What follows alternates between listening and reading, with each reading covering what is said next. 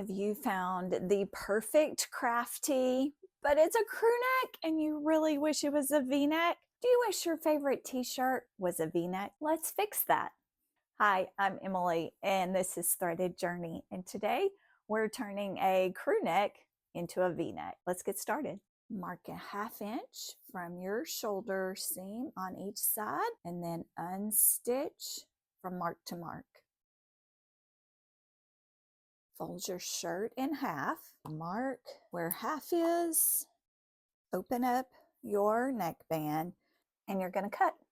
I made a mark here about 1/4 inch, and then I just kind of made a triangle.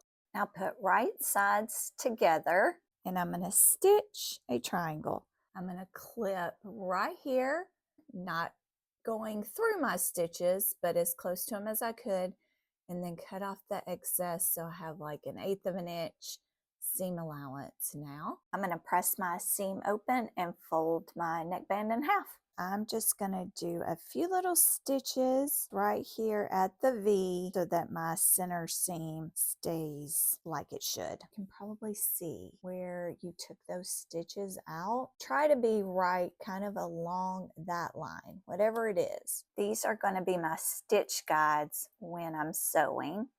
I want to look for where those lines meet because that is ultimately where my pin will go when I pin it to the front of my shirt. For most shirts, you're going to come down about 1.5 inches and create your V. You can check that by lining up your V with your middle line and just giving your neckband a little bit of a stretch just to make sure that that's the right measurement. I have marked that same like 1/8 inch seam allowance here. Normally I would wait and do this on my machine because it's just 1/8 inch. I'm gonna go ahead and snip it just a little bit, not much. So I want to put my pin right there where those lines crossed, right at that seam. Okay, if you don't come out right at that seam, it's gonna bug you later. So it may be just a little bit off on the back side, but make sure it comes out on the front side. Should be right there at that line. And then I'm going to twist my neckband over. When I start stitching, I'm going to do just a little bit of a stitch. I'm going to stitch right here. When I get to here, I'm going to leave my needle in and then turn my neckband.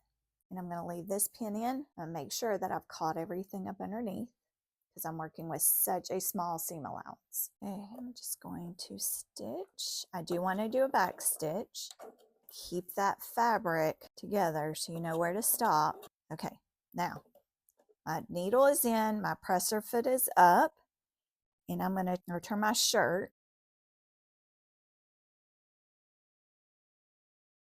The 1/8 inch, I didn't even need to clip. It's turning just fine, and my shirt is staying just fine. With 1/4 inch, you would, but I'm just going to keep stitching here, and I'm going to stop.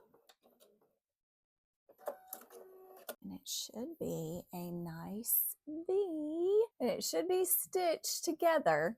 Now we're going to stretch that neckband, line it up with our shirt, and I am just going to stitch it in, starting at one shoulder seam and going to the other. It looks so good. I am so impressed.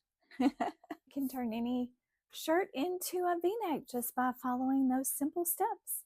I'm going to be working on more neckband transformations on plain t-shirts, so make sure that you like this video and that you also subscribe so you don't miss a thing.